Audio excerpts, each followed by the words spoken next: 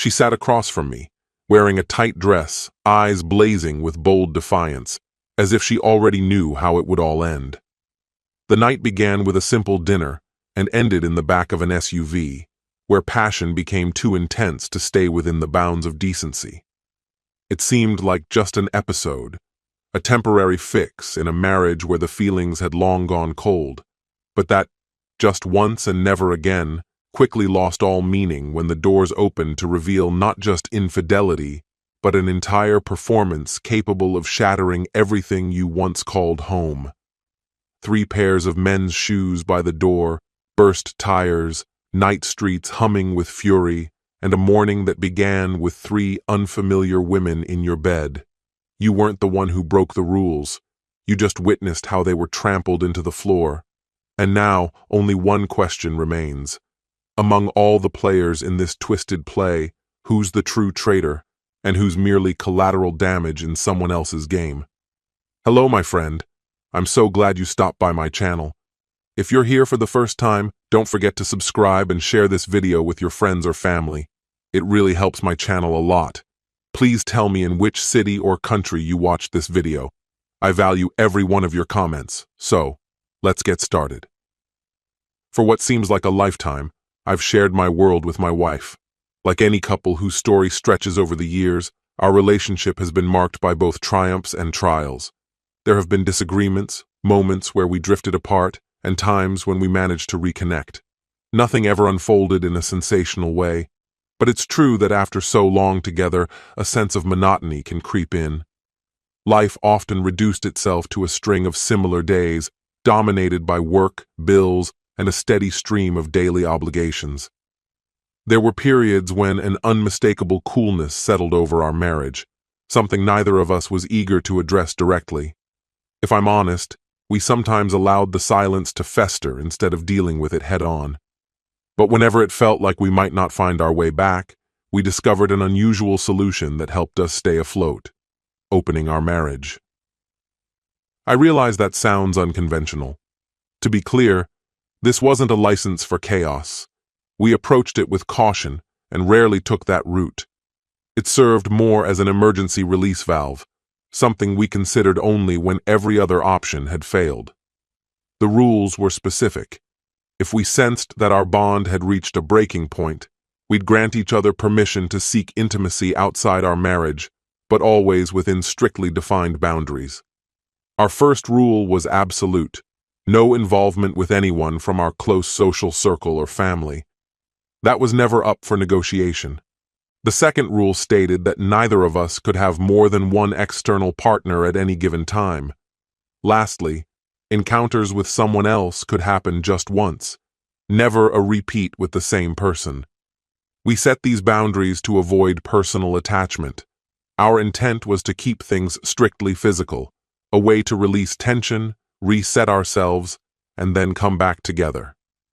On this occasion, I was the one who initiated things. Working in law enforcement, I suddenly had a shot at a big promotion. Along with it came relentless hours and a mountain of extra work, patrols, endless reports, and round-the-clock responsibilities. I'd come home completely depleted, with barely enough energy to string a sentence together, much less be a supportive partner. All my attention was on advancing at work, and the gap between my wife and me only grew wider. I could see things heading in the wrong direction, but I felt stuck. She reached out to me, tried to bridge the gap, but my responses were curt and distant. I was aware that I was letting her down, but I felt emotionally numb and had no idea how to change things. Eventually, our connection thinned to the point where we were just sharing a house, and we both knew what would come next. This process wasn't new to us. We'd walked this path before, and it had always helped us find our way back, at least until we could tackle the underlying problem. We arranged a quiet night together, soft music in the background, a bottle of wine opened, and revisited the boundaries we'd agreed on. This wasn't about replacing each other or filling a void. It was a short-term measure, a pause that might help us see each other anew. After calmly reviewing our agreement, we went to bed knowing that the next day would mark the beginning of another chapter in our unique arrangement. At first, nothing shifted. Neither of us rushed out to meet someone or jumped into dating apps. I was buried in work, and she was kept busy managing things at home. Still, it was only a matter of time before one of us would act on the arrangement. Within a few days, my wife found someone. He was looking for a similar one-time encounter and, like us, was in an open marriage himself. This man had 2 kids, ran his own logistics firm, and had the kind of looks you'd expect from a movie star: tall, athletic, and effortlessly charming. These details matter for reasons that will become clear. Meanwhile, I felt compelled to find someone as well, if only to keep things even. Eventually, after what seemed like forever, I managed to carve out some time and arranged to meet someone at my favorite Italian restaurant in Bakersfield. The woman who arrived was younger than I'd imagined, carrying herself with an easy confidence that instantly drew me in. It was clear right away that she wasn't interested in drawn-out conversation over dinner. Her tight, striking dress made her intentions obvious. We hadn't even finished our drinks before she signaled she was ready to move on. Here's something relevant. She came from a big family, 6 kids, with 4 sisters. Keep that in mind. It'll matter soon. I settled the tab, and we headed for the nearest hotel, only a short stroll away. But what happened next caught me off guard. Despite the drinks, I hesitated before getting out of the car. I sat there, trying to decide what to do, but she grew impatient and pressed me to act. The look in her eyes told me she didn't want to wait any longer. She leaned over, proposed we forget the hotel altogether, and suggested we just use the car. Faced with someone so striking and direct, how could I refuse? I agreed. We got into my Chevrolet Tahoe, basically a mobile suite, and before I could even start the engine, she told me to pull into a nearby alley. My instincts from years on the force made me wary, but I went along with it. I turned off the car and she wasted no time, immediately drawing me close and pulling at my shirt. "I can't wait anymore," she breathed. Suddenly all thoughts of the hotel vanished. Her need was unmistakable, and I was eager to respond. I helped her out of her dress, and soon the 2 of us were lost in the moment. The Tahoe's spaciousness meant comfort wasn't a concern. We ended up spending the entire night in that vehicle, caught up in a passion so fierce it felt as if the SUV itself was alive. It stands out as one of the most memorable nights I've ever had, perhaps even the best. When I woke up that morning, I found myself torn between feeling at peace and feeling guilty. A part of me wanted to relive the night before, but some inner warning kept me from entertaining that idea. I gently woke her and let her know I needed to head out for work. There was a trace of disappointment in her expression, though she didn't try to persuade me to stay. I gave her a ride back to her apartment, and just before she got out, she leaned over and kissed me passionately, almost as if she wished that was just the start of something between us. But I understood the reality, or at least I thought I did. I had no plans to see her again. For me, it was a one-time thing, exactly what we'd both agreed to from the start. I enjoyed myself, but I wasn't looking for anything more. As I drove away, I told myself this was the final chapter. I couldn't have been further from the truth. Days passed quietly. My wife seemed genuinely taken with the new guy she'd been seeing. She didn't talk about him much, but it was obvious she was happy. Occasionally, she would casually mention going out for drinks with him or share how they'd discussed their marriages. I never asked for details, nor did I care to know more. We had set certain boundaries. As long as she respected those, I was willing to ignore the fact that she spent evenings with him and, as far as I knew, had only slept with him once. Time kept moving forward.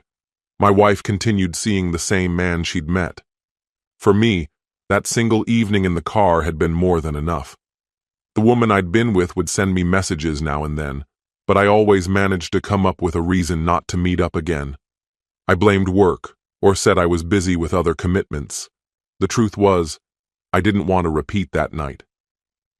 After about a week, I finally had a rare day off. You might think that, after a night as intense as ours, Agreeing to another meeting was playing with fire, but I told myself I could handle it. I had no plans for anything more than a simple, friendly meetup, just something casual. I only said yes to another date because I didn't want to go searching for someone else, and honestly, I didn't want to spend my day off doing nothing while my wife was out having a good time. This time, we kept things straightforward and decided to take a walk in the nearby park. When we saw each other, I gave her a brief kiss, but it didn't go any further. We spent the afternoon strolling, sipping coffee, and chatting, but I could tell her thoughts were elsewhere. She kept dropping hints that maybe we could go for a drive again like before.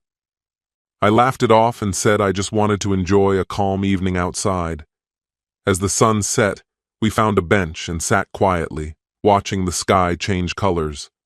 I noticed she was becoming frustrated, probably realizing our meeting would end without anything intimate happening.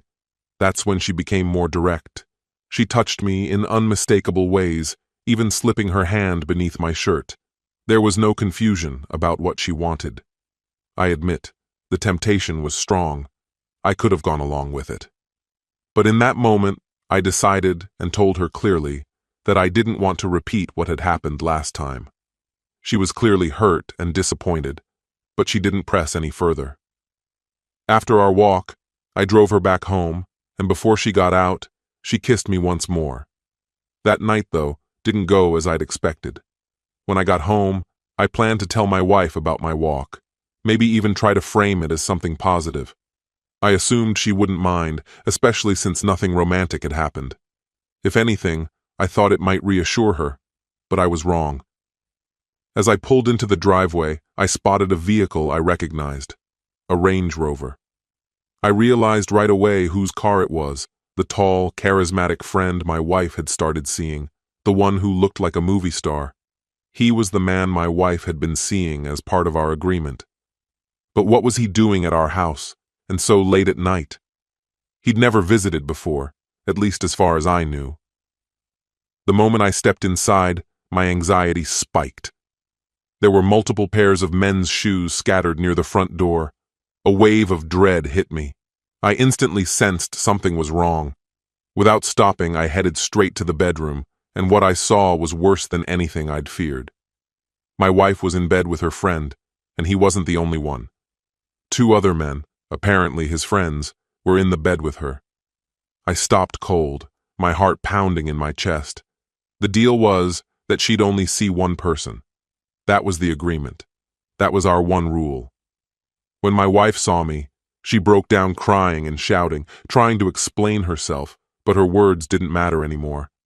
The men scrambled, grabbing their clothes and making for the exit.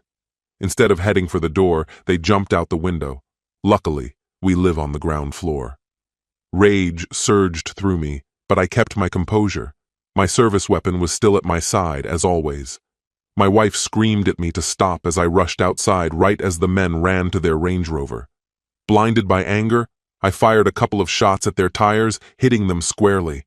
The tires burst, but they still managed to escape, driving away on ruined wheels. I stood there for a moment, adrenaline still pumping, before heading back inside. My wife was waiting, only partially dressed, hysterical, begging me to listen to her, to forgive her. I was beyond caring. What I'd just witnessed left me numb. Without a word, I grabbed my coat and keys, brushed past her, and walked out. She tried to stop me, her voice breaking as she pleaded, but I didn't look back. I was finished believing her lies. I got in my car and drove off, not sure where I was going, only that I needed to get away. Now I'm left here, trying to make sense of how everything ended up this way, uncertain about what comes next. A part of me still smolders with hurt and bitterness, unable to even consider the idea of letting her off the hook. How does anyone recover from a betrayal like this? We'd set clear rules together, agreements meant to keep us safe. But she didn't just bend them. She demolished them entirely, and not just with one person, but several. I thought that opening up our marriage might take some pressure off, ease the friction between us. Now I just feel foolish, tricked into believing it could ever succeed. So now I find myself wandering the streets at night, driving without direction, my mind racing as I try to make sense of what's happened. What am I meant to do now? Should I try to mend what's left? Or is this the end of everything we had? I eventually stopped the car in an empty lot on a road I didn't even know, completely lost, with no sense of where to go next. My thoughts swirled with anxiety and unresolved doubts. Who could I possibly reach out to? My best friend was busy juggling his family and kids, and I couldn't burden him with this chaos. My parents weren't even an option. I just couldn't lay something this heavy on them, at least not yet. I sat by myself in the car for what felt like an eternity, searching for answers, desperate for any path forward. Driven by a mixture of despair and impulse, I finally picked up my phone and dialed her, the same woman I'd run into at the park that afternoon. I told her I needed someone to talk to, and without hesitation, she said yes, her voice bright and welcoming, almost as if she'd been hoping to hear from me. She invited me over, and I found myself agreeing instantly. When I arrived, she opened the door and took one look at me, immediately sensing something was wrong. I must have looked wrecked, but she didn't interrogate me. Instead, she poured us some wine and waited. That's when I finally let it all out. I told her everything. My marriage, the arrangement my wife and I had made, and how my wife had shattered every boundary, bringing other men into our house. She listened closely, never judging, only showing compassion and understanding. She told me that sometimes life throws us into chaos, and all we can do is keep moving forward. She even apologized for being so forward earlier, not realizing the storm I was in. I reassured her that it wasn't her fault at all, and that maybe I was to blame for being so trusting. Before I even realized what I was doing, I leaned in and kissed her, gently at first. It wasn't just a kiss, it was a release, a way to try and erase the pain, to feel something different. The kiss grew more intense, and before long we were swept up in each other, letting the wine and passion take over. The night turned into a blur of laughter, embraces, and empty bottles, and for a little while, I managed to forget all the turmoil in my life. The next morning, I woke up with a pounding head but a surprising sense of peace. The details of the night were hazy, but I knew I'd found the escape I'd been craving. Instead of heading back to my old life, I called in sick, promising myself I'd make it up later. I didn't care. I just wanted to keep running from reality. We decided to keep the fun going and headed over to my place. By the time we got there, my wife was nowhere to be seen, and I realized she barely crossed my mind. I just wanted one more day away from my problems. The rest of that day was just as wild as the night before, and when night fell again, I was completely spent. But what happened the next morning caught me off guard. When I woke up, not only was she beside me, but there were 3 other women in the bed. At first, I thought I was still dreaming, but as I blinked away my confusion, she burst out laughing. "Meet my sisters," she said, still giggling at the look on my face. I must have seemed completely lost, because she quickly added, "You really don't remember, do you?" Apparently, I'd gotten way too drunk the previous night. I had no memory of inviting her sisters to join us, but there they were, real as could be. The shock left me speechless, unsure of how to respond to this bizarre turn of events. Before I could collect myself, the bedroom door swung open, and there stood my wife. She immediately started yelling, her fury filling the room as she took in the sight before her.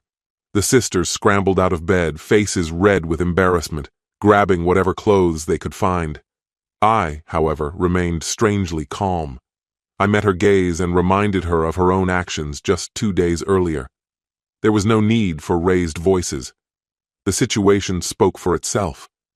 I told her it was over, that it was time for her to gather her things and leave. Her betrayal had already destroyed us. There was no repairing what she'd done. She left without a word, gathering her belongings, and her sisters followed, clearly mortified. That left just the 2 of us. I turned to my new partner, still piecing together the chaos of the previous night. I apologized for letting things spiral so far out of control, admitting I shouldn't have drunk so much or acted so recklessly. She said sorry as well, confessing that inviting her sisters had been her idea. We both recognized that neither of us had been thinking clearly. In some strange way, that night closed the chapter on my marriage. Her betrayal had torn my old life apart, but somehow, through an unexpected and almost absurd twist, I'd found a kind of poetic justice, thanks to this new connection. Now, it's something we sometimes laugh about with her sisters. A surreal story from another life. It's just one of those bizarre memories life hands you. These days, I live with her, and our relationship has only gotten stronger. We've left my past behind and built something real, and I'm happier now than I ever imagined I could be. She makes me feel genuinely fulfilled, and I do my best to give her the same. I'm confident we can handle whatever life throws our way, together. It's strange how the universe works. Just when it seems like everything is falling apart, the right person shows up to help you put yourself back together.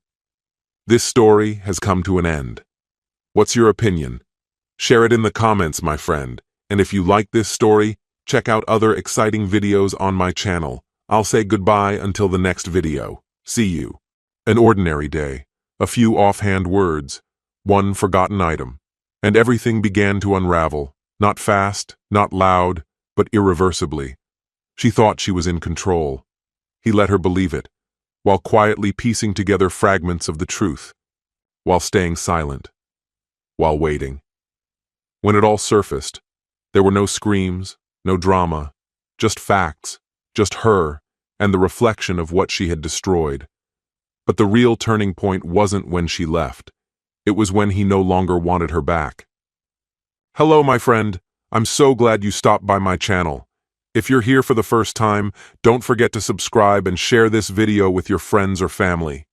It really helps my channel a lot. Please tell me in which city or country you watch this video. I value every one of your comments. So let's get started. It started quietly, mid-Saturday afternoon. Avery had gone out to look at paint samples for the guest room, a project she'd talked about endlessly but never actually acted on until now. With the house to myself, I figured it was a good time to catch up on some cleaning. Normally, I don't mess with the living room setup, but the rug hadn't been vacuumed in far too long. I pushed the couch forward a few inches, just enough to reach underneath, and that's when I saw it. A slim silver ring tucked near the wall, partly buried in dust. It had a small blue stone in the center, minimal, delicate, completely unfamiliar. Definitely not something Avery would wear. She was strictly gold, and her jewelry leaned bold and flashy, not subtle or understated. I turned it over in my hand and noticed a faint inscription inside the band. BL. That detail stuck with me. Those initials didn't belong to either of us. Not mine, not hers. I placed the ring on the kitchen counter and decided to hold off on saying anything. I wanted to see what she'd do. When Avery came back later, she was chatty and upbeat, going on about paint tones, fanning color swatches in one hand and holding an iced coffee in the other. Hey, I said casually, motioning toward the ring. Did this fall out of something of yours? She looked over and paused just a little too long. Huh, strange, she said as she breezed past it. That's probably Camille's. She dropped by last month. That looks like something she'd wear. Her explanation came too easily. I waited to see if she'd pick it up or even take a second glance. She didn't. But I remembered clearly, Camille hadn't been over since March. March, right? I asked. Avery scrunched her face like she was trying to remember. Was it March? Feels like it was more recent. Even she didn't sound sure of herself. Then, without missing a beat, she switched topics, asked if I'd remembered to water the porch plants. And just like that, the subject of the ring vanished. But I couldn't stop thinking about it. I left it on the counter for a few days. She never touched it, never brought it up again. It felt like we'd both silently decided to pretend it wasn't there, but something in the air had changed. That week, I began noticing little things I'd either ignored or hadn't seen at all. She started locking the bathroom door when she showered. Not every time, but more often than before.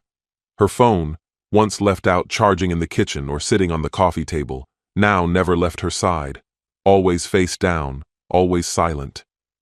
If I asked when she'd be back from work, her answers got vague. Probably later than usual. Depends how long the meeting runs. No need to wait up. That wasn't how our conversations used to sound. Then there was the receipt. One evening I leaned into her car to grab something and spotted a slip of paper wedged between the seat and the console. A parking ticket, dated 2 days earlier, issued in Northwood. We live in Brookline. Her office is in the opposite direction. Northwood's a half-hour north, and we don't have any connections there. No friends, no business contacts, nothing that would justify her being there. So when she pulled into the garage later, I kept my tone easy and asked, "You were in Northwood earlier this week?" She hesitated. "Northwood?" I held up the slip of paper. "Oh, right, yeah," she said. "Had to meet a vendor last minute. We met at a cafe out there." "I thought most of your vendors were local," I said. She shrugged a bit too hard. "Some are, not all."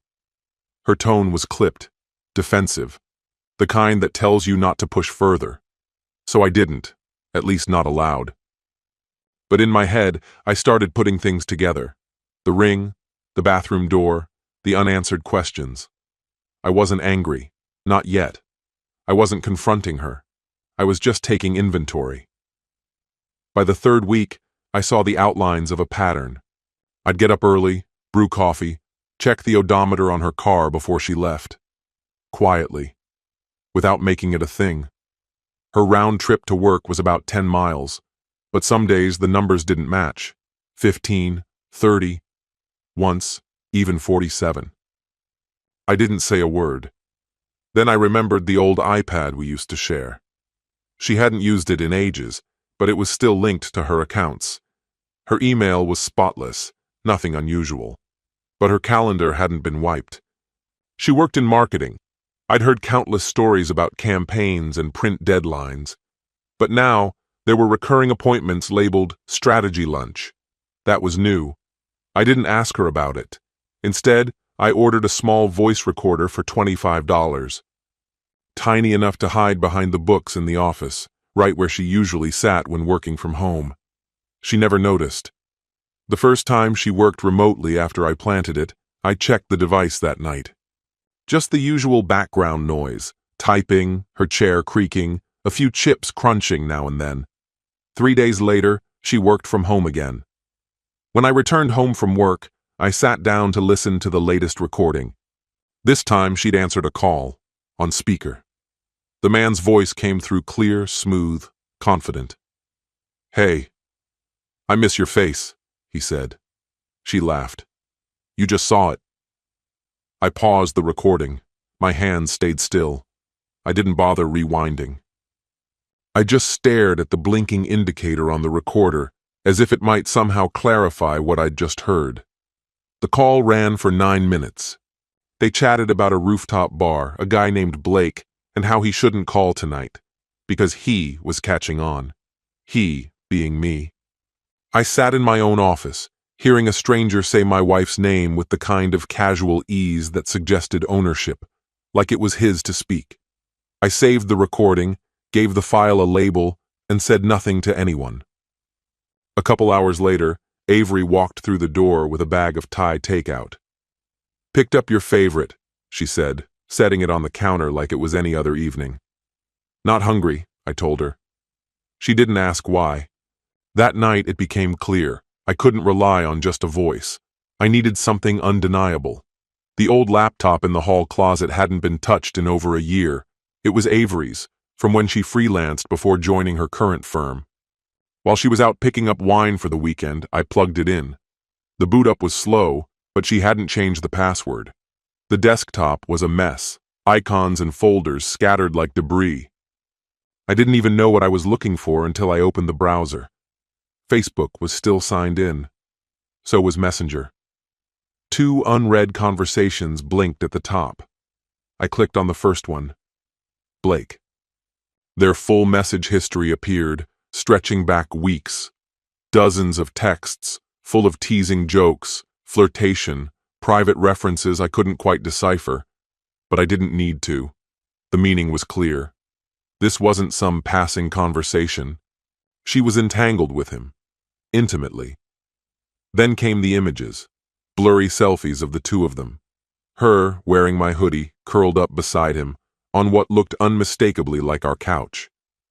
Another photo showed them in our kitchen, each holding a glass of wine. I recognized every detail: the backsplash, the countertop, the cabinets, the place I lived. I scrolled through their thread, checking dates. They lined up perfectly with nights she'd claimed to have late meetings, extended shifts, heavy traffic. She wasn't at work. She was with him. One message included a hotel reservation. Downtown. The same night she told me her team had a client dinner. And then, one line stopped everything. Blake had written, "Still thinking about Tuesday. Can't believe we pulled it off." Avery had replied, "Right? He was literally home 30 minutes after you left." That was it. She hadn't just met him out somewhere. She brought him here, not to a hotel, not to a friend's place. Here, to our house, our bed, the life we shared. I sat there in front of the screen, motionless, not furious, not even surprised, just done. I captured screenshots of the worst of it, the messages, the photos, the reservation. I saved them to a USB stick. Then I closed the laptop slowly, like shutting the lid on something dead. Later that evening, she walked in humming, slipped off her shoes, poured herself a glass of wine, acting like it was any regular Thursday. I stood in the hallway and watched her lean on the kitchen counter like she still belonged there, like the ground hadn't caved in beneath us. Maybe for her, it hadn't. But for me, everything was different now. I didn't say a word, no confrontation, no emotional outburst. I simply went upstairs, lay beside her in bed, and stared into the ceiling until the morning light crept in. At dawn, I got up first, took the screenshots from the USB, printed out the most incriminating ones, the hotel confirmation, the messages, the photo of them laughing on our couch while she wore my clothes. I placed them into a manila envelope and centered it on the kitchen table. She got home late that night. 9:47 p.m. I remember the time exactly. I'd checked. Her tires crunched on the gravel with a hesitation that made me wonder if she already knew. She stepped inside, holding another takeout bag. "Hey," she said cheerfully. "Got those burgers you love." I didn't respond. I only nodded toward the table. She spotted the envelope right away. It was impossible to miss. She stopped in place. "What's that?" "Go on," I said. "Open it." She set the bag down, stepped forward, peeled back the flap. Her hands stayed steady, but her eyes didn't. The hotel receipt came out first. Then the screenshot. Her and Blake, side by side on our couch, her wrapped in my hoodie. Her expression hardened, and then she said it. "Are you seriously going through my stuff now?" "You invited him into our home," I said flatly. She gave a sharp, dry laugh, more defensive than amused. "You're being dramatic." "Dramatic?" I stepped forward. "You lied to me for months, made me question myself, manipulated me into silence." "You don't understand, Julian," she snapped. "You were never really present. You were always somewhere else, always in your own head." I didn't raise my voice. I didn't have to. The damage was already done. "So, you were unfaithful." Her response was sharp. "No, you've got it wrong. It had nothing to do with him." I looked her in the eye, but he had walked through our front door. The quiet stretched between us. "I think it's time for you to go," I said. Her expression twisted in disbelief. "Excuse me? Your suitcase is already waiting by the entrance." She blinked, stunned. "You're actually doing this?" My voice didn't waver. "No, Avery. You made that choice long before today. I'm just following through." She studied me for a second. "I didn't think you'd follow through." I didn't answer. I didn't need to. 2 days later, she posted it on Instagram.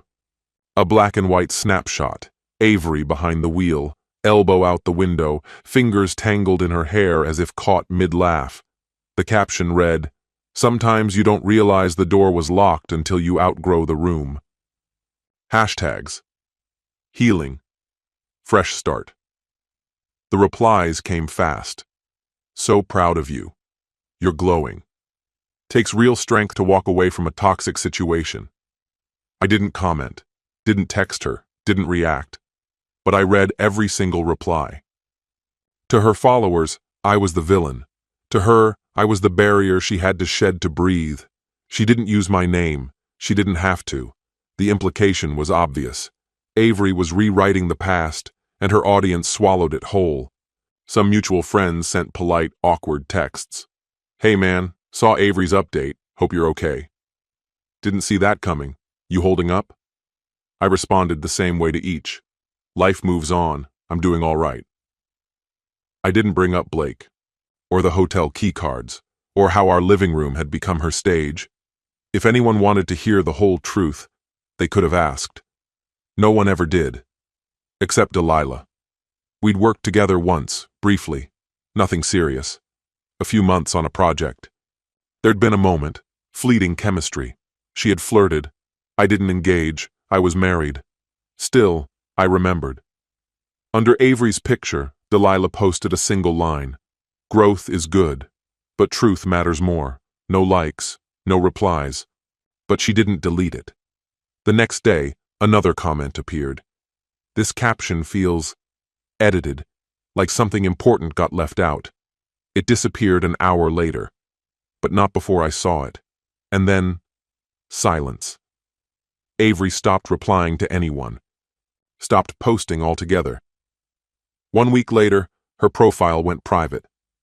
I wasn't surprised. She'd shaped the narrative, right up until the seams started showing. And when they did, she didn't defend it. She vanished. That told me everything. Not just about her, but about how fragile a false version of reality is when the light finally hits it. 7 days after that, I boxed up what was left of her life at my place. Photos and frames, a few stray blouses, that peppermint tea mug she used every winter. I didn't destroy anything. I didn't leave a note. I dropped the boxes off at a storage facility not far from her sister's condo and sent her the code. She never responded. That was all right. The house felt still, not hollow, just reset. I rearranged the living room furniture, not to erase her, but to make the space feel like mine again. I found her ring tucked away in a drawer and dropped it in a church donation bin the next day. Started running again in the mornings, the first time in years. Reopened a personal project I hadn't touched since 2020. Treated myself to dinners, just me, solo table, local diners with sticky menus and booths that creaked. It helped. And then, one evening, I saw Delilah. She was browsing the nonfiction shelf in a little bookstore downtown. Our eyes caught briefly. Recognition flickered. She smiled. "Hey, Julian." I nodded. "Delilah. Been a minute." We exchanged small talk. Nothing heavy. Books, the weather, favorite coffee spots. Then, just as we were parting, she leaned a little closer and said quietly, "I always knew you weren't the bad guy. Just thought you deserved to hear that." I didn't ask her to elaborate. Her voice was calm. She'd seen the post, heard the whispers, connected the dots. "Thanks," I said. "That means more than you know." I walked out of that store without buying a thing, but I felt lighter, not triumphant, not bitter, just clear. The kind of clarity that comes when you finally emerge from something that tried to convince you to stay quiet forever. A few days later, Delilah and I met for coffee. There was no marriage in the way this time. One coffee became two. Then dinner. Then something steady, something real, not a second chance, a first, honest beginning. We had space now, no masks, no secrets. And this time, I didn't miss the way her smile made me feel. 3 weeks passed. Then Avery texted, "Can we meet? Just talk." I let the message sit for a full day, not out of calculation. I just needed time to figure out if I still cared enough to bother. We met at a quiet cafe across town, neutral territory. She wore a sweater I'd given her 2 birthdays ago, no makeup. Hair pulled back, trying to look like the version of her I used to love. She got there first, and sat down. "Thanks for coming," she said, her voice softer now, a gentleness settling into her features. I nodded slightly. "What was it you wanted to say?" I asked. She paused, fingers curling tighter around the mug she held. "I never thought it would come to that," she admitted after a long silence. "You mean the truth about how it actually ended?" I responded. Her jaw tightened, a flicker of guilt in her eyes. "I know I made mistakes," she said, barely above a whisper. "I just didn't know how to fix it. It felt like you'd stopped seeing me. And bringing someone else into our relationship, into our house, that was your answer to that?" I asked. Her eyes dropped to the table, then rose again to meet mine. "I know I hurt you," she murmured. "I know that."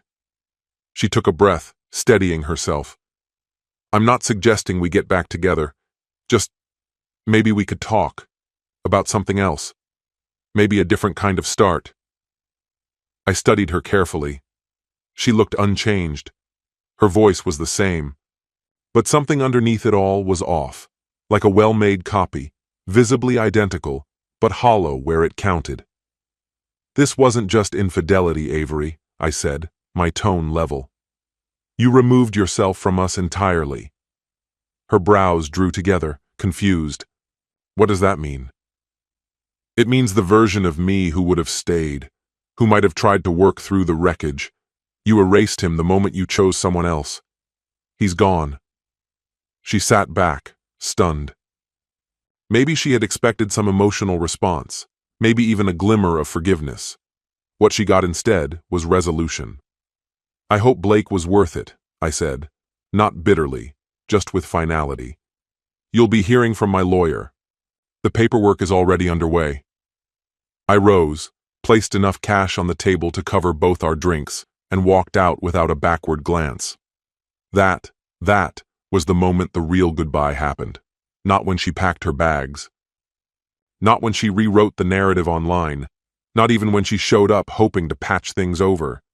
It was the second I let go of fixing, let go of asking, and embraced something sharper than closure. It didn't feel like an end. It felt like release. This story has come to an end. What's your opinion? Share it in the comments, my friend. And if you like this story, check out other exciting videos on my channel. I'll say goodbye until the next video. See you.